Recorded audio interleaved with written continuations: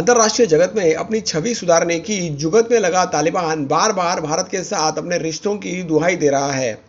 काबुल पर बंदूक के बल पर कब्जा जमाने वाला तालिबान बार बार यह संदेश दे रहा है कि वह बदल गया है और भारत के साथ अफगानिस्तान के राजनयिक और कारोबारिक संबंध बनाए रखना चाहता है। तालिबान का कहना है कि भारत के साथ व्यापारिक, आर्थिक और राजनीतिक संबंध बहुत मायने रखते हैं।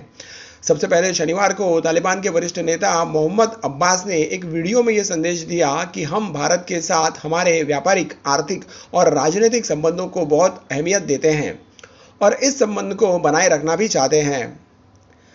पाकिस्तान से भी अफगानिस्तान व भारत के बीच कारोबारी मार्ग खोलने का आग्रह किया गया है। साथ ही भारत की तरफ से बनाए जा रहे चाबार पोर्ट को भी महत्वपूर्ण बताया है।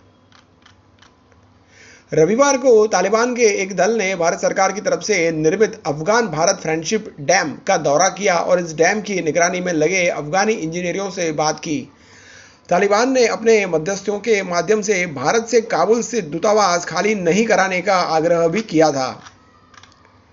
तालिबान की तरफ से बार बार भले ही यह भरोसा दिलाने की कोशिश की जा रही है कि उसके सत्ता में आने के बावजूद भारतीय हितों का नुकसान नहीं होगा, भारत सरकार उस पर कोई भी जल्दबाजी में फैसला नहीं करने जा रही है। विदेश मंत्रालय के आधिकारिक रुख में कोई बदलाव नहीं आया है कि भारत अफगानिस्तान के हालात के स्थिर होने का इंतजार किया जाए।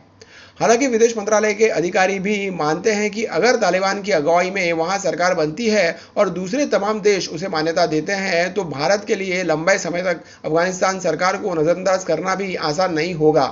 विदेश मंत्री एस जयशंकर ने अफगानिस्तान मुद्दे पर सर्वदलीय समिति को जानकारी देते हुए इस आशय के संकेत दिए।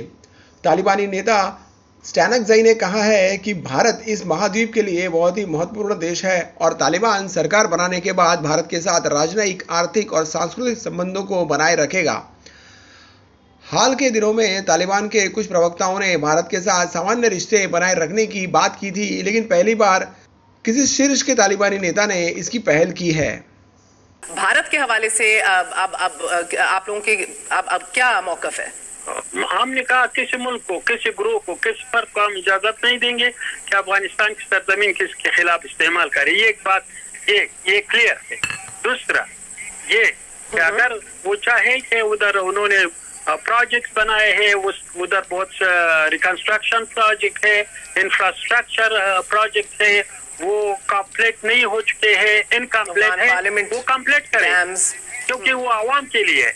लेकिन अगर दूसरे के अफगानिस्तान के सरजमीन को अपने मकासद के लिए, अपने मिलिट्री मकासद के लिए, अपनी राइवलरीज के लिए इस्तेमाल करे, वो तो